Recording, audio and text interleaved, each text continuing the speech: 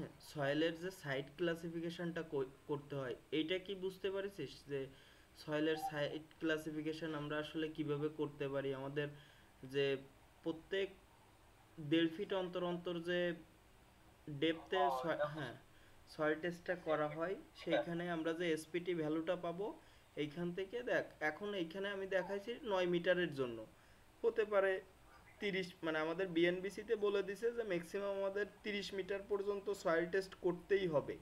এটা হচ্ছে বিএনবিসির রুলস। এখন 30 মিটার বলতে মনে কর যে তোর 100 ফিটের মতন, 100 ফিট পর্যন্ত সয়েল টেস্ট যে কোনো স্ট্রাকচারের জন্য সয়েল টেস্ট করলে সে 100 ফিট পর্যন্ত করার কথা বিএনবিসি বলে দিছে। এখন যদি কেউ 30 মিটার পর্যন্ত তোর হচ্ছে সয়েল টেস্ট করে, তাহলে 30 মিটারেই আলাদা আলাদা এসপিটি ভ্যালু পাবে। এই এসপিটি ভ্যালুর থেকে আমরা একটা ডিআই পাবো, যেটা হচ্ছে 30 মিটার হবে। আর এই যে প্রত্যেকটা ডিআই ভাগ এনআই, এই যে ডিআই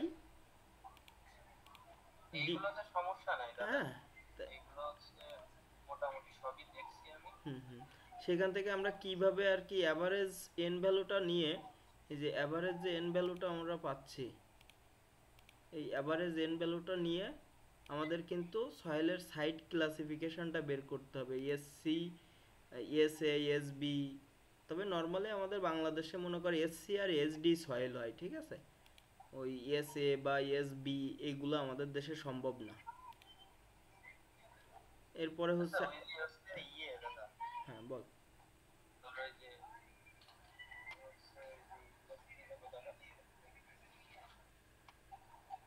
কিসে? আর্থকোয়েকে না উইন্ডে? উইন্ড, ওই যে ধরো যে টোপোগ্রাফিক ফ্যাক্টর কেজিটি জেডটি, হ্যাঁ হ্যাঁ। ওটা হচ্ছে ওই ইয়ে সিলেট চট্টগ্রাম ওই জোনের জন্য। যদি তোর ওর জন্য তো এটা হচ্ছে সহজ কথা, যদি এর ডিটেলস আছে, কিন্তু আমরা সহজে যেটা বুঝতে পারি সেটা হচ্ছে দেখ, এই ট্রোপোগ্রাফিক ফ্যাক্টর কেজেডটি, এটা যদি সমতল ভূমিতে হয় তাহলে এর ভ্যালু সবসময় ওয়ান। ভ্যালু 1।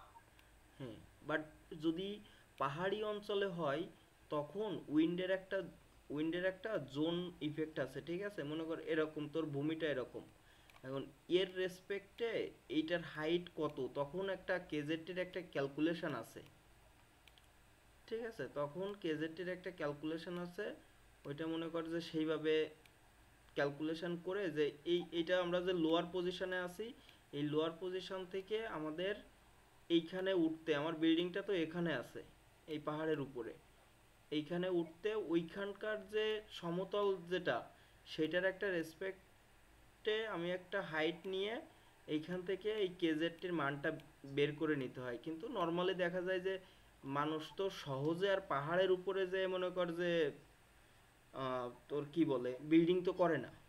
এখন এই মনে কর সিলেটের পাহাড়ের উপরে করলো না, এই যে সমতল ভূমি তো আছে সিলেটে, সেখানে করলো, তাহলে এখানে তো কেজেডটির মান ওয়ান, ঠিক আছে? এটা তুই উইন্ডের ব্যাপারে, উইন্ডের বিএনবিসির ওইখানে যায় আর একটু পড়লে বুঝতে পারবি, দেখিস কেন ওইখানে একেবারে। আমাদের এই জোনে হ্যাঁ হচ্ছে সবই সমতল আমাদের এই জোনটা।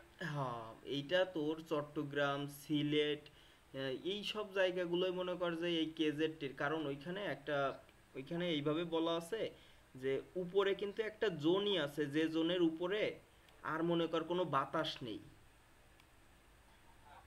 এখন মনে কর তুই একটা স্ট্রাকচার ডিজাইন করতেছিস, যে স্ট্রাকচারটা মনে কর যে অনেক উঁচু, অনেক উঁচু, মাটি থেকে মনে কর অনেক উঁচু। এখন এই পর্যন্ত মনে কর তোর বাতাসের ইফেক্ট আছে বিল্ডিং এর উপরে, বাকিটুকুতে নাই। তাইলে তো এই বাকিটুক এইগুলো আসলে আমাদের দেশে তো এত হাই রাইজ বিল্ডিং সম্ভব না যে আমরা বাতাসের জোনের বাইরে যে হাই রাইজ বিল্ডিং করব, এটা তো আমরা আসলে করি না। হুম, তো ওসব, দুবাই টুবাই ওই হ্যাঁ হ্যাঁ, দুবাই টুবাইয়ের ব্যাপার স্যাপারগুলো এরকম। দেখবি যে দেখ একটা বিল্ডিং করেছে, একটা বিল্ডিং করে ওর মাথার উপরে এরকম এরকম একটা গম্বুজ রাইখে দিছে। এখন তুই একটা সিম্পল জিনিস চিন্তা কর, এই গম্বুজটা বা এই ছোট জিনিসটা কিভাবে ওই জায়গায় দাঁড়ায় আছে? ও তো বাতাসেই পড়ে যাওয়ার কথা, কিন্তু ব্যাপারটা হচ্ছে ও বাতাসের যে ইফেক্ট যে পর্যন্ত আছে, তার উপরে দেওয়া, এই জন্যে বাতাসের ওই ইফেক্টটা ওর উপরে আসে না। তাই এই ধরনের স্ট্রাকচার তো আমাদের দেশে হয় না। আর এই যে ডিরেকশনালিটি ফ্যাক্টর, এইটা আমরা তো উইন্ডের হিসাব করছি কি, main wind force resisting system, main MW, main wind F R S. এই সিস্টেমে আমাদের কয়টা প্রসেস ছিল, তিনটা প্রসেস না? সেই তিনটা প্রসেসের ভিতরে আমরা কিন্তু এই main wind force resisting system এইটা নিয়ে কাজ করতেছি। এইটা নিয়ে কাজ করলে এই কেডির মান সবসময় 0.85, এটা বিএনবিসিতে, হ্যাঁ হ্যাঁ, এটা বিএনবিসিতে অল টাইম মানে ডিরেক্টলি বলে দেওয়া রয়েছে। যদি আমরা এই মেথডে কাজ করি তখন আর ওইখানে দেখিস কেন। গাস ফ্যাক্টরের হচ্ছে 2 নাম্বারটা হইছে তোর হলো 1 এর মান যদি হচ্ছে হয়, ছোট হয়। হ্যাঁ, ওয়ানের মান যদি একের থেকে ছোট হয় তখন মনে করো একটা হিউজ ক্যালকুলেশন আছে, বুঝতে পেরেছিস? এটা কোন কোন ক্ষেত্রে লাগে? এইটা হচ্ছে প্রথমে যে জিনিসটা তোর দেখতে হবে সেটা হচ্ছে তোর ন্যাচারাল যে ফ্রিকোয়েন্সি। হ্যাঁ, হ্যাঁ, এইখান থেকে তুই আমরা টিটা কি, টিটা হচ্ছে বিল্ডিং এর টাইম পিরিয়ড, যেটা তোর বিল্ডিং এর হাইটের সাথে সম্পর্ক। কারণ দেখ, সিটির মান তোর বিএনবিসি তে দেওয়া রয়েছে, এম এর মান বিএনবিসি তে দেওয়া রয়েছে, জাস্ট এই সেন্টটা তোর, হাইট। হ্যাঁ, এক একটা বিল্ডিং এর জন্য এক এক রকম হচ্ছে। এখন তুই যখন এই এই সেন্ট, উইন্ডের জন্য তো শুধু হচ্ছে গ্রাউন্ড থেকে হবে, তাই না? হাইট। হ্যাঁ, উইন্ডের থেকে গ্রাউন্ড ফ্লোর থেকে, কারণ উইন্ড তো আর মাটির নিচে নাই, উইন্ড তো হ্যাঁ, উইন্ড তো উপর থেকে। এই জন্য গ্রাউন্ড থেকে নিয়ে আমরা বাকিটা হাইটটা ডিটারমাইন করা হয়, মানে গ্রাউন্ড ফ্লোর থেকে উপরে। আর আর্থকোয়েকের ব্যাপারটা হচ্ছে রূপ থেকে একেবারে মাটির নিচে তোর ফাউন্ডেশন যেখানে বসাচ্ছিস ওইখান থেকে হিসাব করতে হবে। তুই যদি এটা তোর গ্রাউন্ড হয় তাহলে মনে করে এটা তুই যদি 7 ফিট নিচে দিস তাহলে এই, যেখানে আমার ফাউন্ডেশনটা রেস্ট করানো আছে ওখান থেকে। হ্যাঁ, ওইখান থেকেই তোর হচ্ছে হিসাব করতে হবে ন্যাচারাল পিরিয়ডটা তুই যখন বের করবি, মানে বিল্ডিং এর যে ফান্ডামেন্টাল ন্যাচারাল। আর এরপরে হচ্ছে ন্যাচারাল ফ্রিকোয়েন্সি, যেটা হচ্ছে আমাদের লাগবে, যেটা হচ্ছে F=1/T। তাহলে আমরা যদি একটা বিল্ডিং এর টি ক্যালকুলেশন করতে পারি, কিন্তু এখন দেখ একটা, উনি মনে হয় আসছে।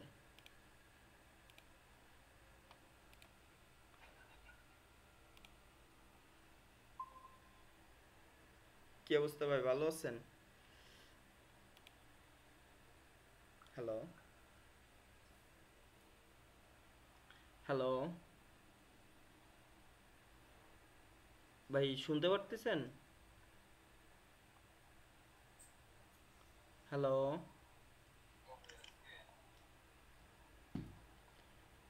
জি ভাই, শুনতে পারতেছেন কথা? একটু রেসপন্স করেন। জি ভাই বলেন। ও, ঠিক আছে ভাই, আমরা নতুন কোনো কিছুই করি নাই, আমরা ওই আগে যে আর্থকোয়েক আর উইন্ডের যেটা ওইটা নিয়ে একটু মানে রিভিউ করতেছিলাম। আপনার যদি কোনো সমস্যা থাকে সেটা একটু বলেন, বুঝছেন? এখন কামরুল দেখ, আমি তোরে যেটা বলতেছিলাম, ওই যে ন্যাচারাল ফ্রিকোয়েন্সিটা আমরা যখন বের করে ফেললাম, এই ন্যাচারাল ফ্রিকোয়েন্সি নিয়েই হচ্ছে আমার কাজ। ন্যাচারাল ফ্রিকোয়েন্সি যদি একের থেকে বড় বা একের সমান হয় তাহলে আমরা গাস্ট ফ্যাক্টর সবসময়, 0.8। হ্যাঁ, 0.8 ব্যবহার করতে পারবো। এইগুলা উইন্ডের ওই অধ্যায়টা একটু বের করে এগুলা এক একটা আমি তো সব কিছু এখানে বলে দিছি, যে মনে কর যে তোর কি কি লাগবে, উইন্ড স্পিড লাগবে, তারপরে ইম্পর্টেন্স ফ্যাক্টর লাগবে, ট্রোপোগ্রাফিক ফ্যাক্টর দেখিস আলাদা আলাদা করে দেওয়া রয়েছে, ওইখান থেকে দেখে নিলে হয়ে যাবে। এরপরে আমি বলছিলাম ওই সেকেন্ডটা হুম হুম হুম, যখন হচ্ছে তোর ন্যাচারাল ফ্রিকোয়েন্সিটা যদি একের থেকে হচ্ছে ছোট হয়, হ্যাঁ হ্যাঁ, তখন কি হবে? সেক্ষেত্রে এটা কোন কোন ক্ষেত্রে?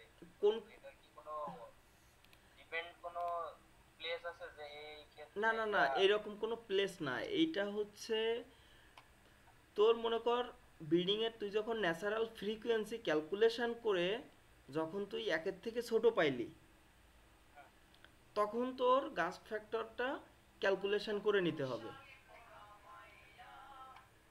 হচ্ছে ঠিক আছে?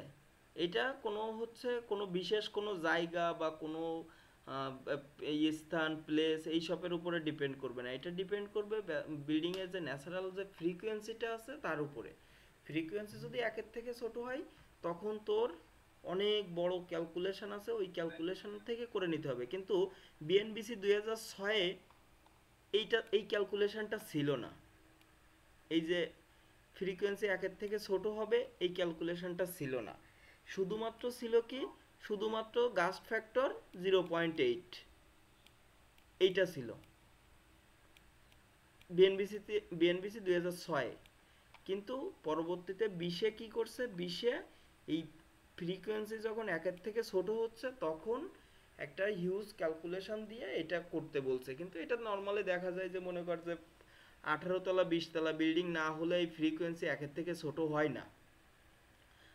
15 থেকে 20 বা তার বেশি এরকম বিল্ডিং না হলে এই ফ্রিকোয়েন্সি একের থেকে ছোট হয় না। কারণ মানুষ 12-13 তলা বিল্ডিং করলে দেখা যায় বেসমেন্ট করে। এখন যখন বেসমেন্ট করতেছে তখন তো তোর মনে কর ওইটা বেসমেন্টকে তো আর ইসে ধরার দরকার নেই, উইন্ডের ইফেক্টে ধরার দরকার নাই, তখন তো তুই গ্রাউন্ড ফ্লোর থেকেই ধরতেছিস। এখন একটা যদি 13 তলা বিল্ডিং হয় তার নিচ 3 তলা যদি বেসমেন্টে থাকে, উপরে থাকতেছে 10 তলা, তাহলে ওই 10 তলার জন্য আবার ন্যাচারাল ফ্রিকোয়েন্সি একের থেকে বড় হয়। ঠিক আছে, মানে নর্মালি দেখা যায় যে 20 তলা 25 তলা না হলে এই ফ্রিকোয়েন্সি একের থেকে ছোট হয় না। এই মানটা কনস্ট্যান্ট থাকলে ভালো।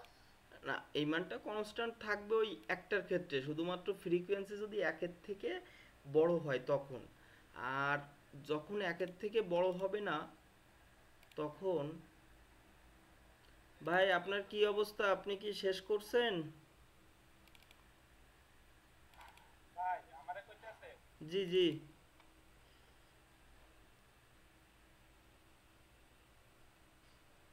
ভাই, আমরা বন্যায় 22,000 মতন অবস্থা।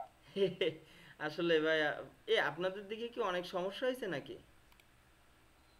আমাদের এই পিরিজপুরে জি জি। এমন কোনো বাসা নাই যে বাসার উপরে ঘরের ভিতরে এক কাপ পানি না হইছে। আরে, আমাদের ঘরেই তো ভাই এক হাত প্লাস পানি হইছে। হুম, ওই তো উইন্ডার আর্থকোয়েকটা শেষ করে ফেলেন, কারণ মট বাড়িয়েছে।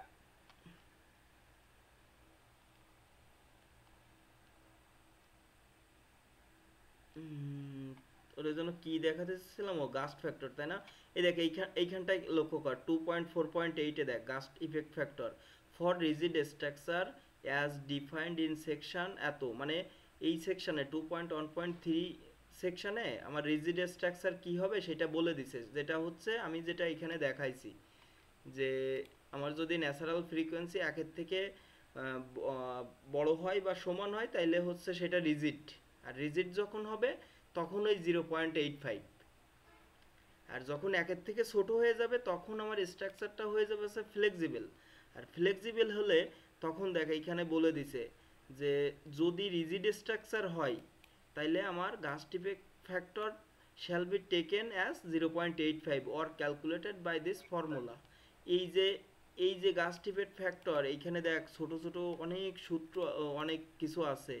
1+1.7 জি কিউ আই জেড, তারপরে কিউ, এই এই যে দুইটা সূত্র দেখ, এই সূত্রর যে প্রত্যেকটা মান, এই সূত্রর প্রত্যেকটা মান এই যে এইখান থেকে বের করতে হবে। এই যে এল জেড, এই যে এইখানে যত সূত্র দেখতেছিস না, এই সব হচ্ছে ওই এক একটার ভ্যালু বের করার জন্য। এই যে আর এল বেটা, এই সব সূত্র ধরে ধরে ক্যালকুলেশন করে ফাইনালি তুই এই জির মানটা বের করতে পারবি।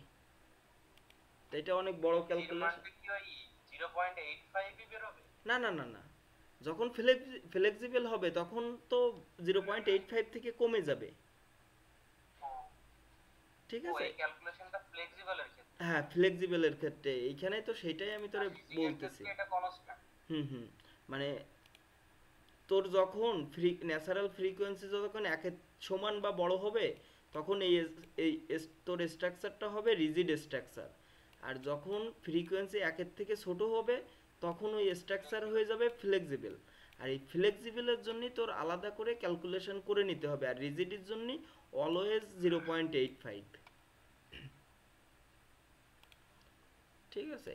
আর আর্থকোয়েকের যে ব্যাপারগুলো, আর্থকোয়েকটাও মনে কর যে ইম্পর্ট্যান্ট, কারণ এইগুলা বের করা না শিখতে পারলে তো আমরা বিএনবিসি অনুযায়ী মনে করে অ্যাপ্লাই করতে পারবো না আচ্ছা এই এইখান যে এখানে একটা এই যে জিনিস এই যে S A 2Z ICS by 3/r হ্যাঁ, এরপরে যে 0.67 বিটা ZIS ওইটা কি? ও এইটা হচ্ছে আর একটা সূত্র বিএনবিসিতে বলে দেওয়া রয়েছে এই যে মানটা এখানে আমরা যে মান এইটাই মূলত বের করব আমরা ঠিক আছে এই মানটা কখনো এই মানটার থেকে ছোট হতে পারবে না মানে এই মানটা অলওয়েজ বড় হওয়া লাগবে এবারে কোনো কারণে তুই যদি দেখিস বা আমরা যদি দেখি ক্যালকুলেশন করে যে এই মানটা বড় হয়ে যাচ্ছে তখন আমাদের এই দুইটার থেকে আমরা বড় মানটা নিয়ে কাজ করব এস এর মানটা হবে বড়টা কিন্তু নর্মালি ওইটা আসে না এখানে বেটা কি বেটা হচ্ছে ড্যাম্পিং রেশিও তাই না ড্যাম্পিং রেশিওর জন্য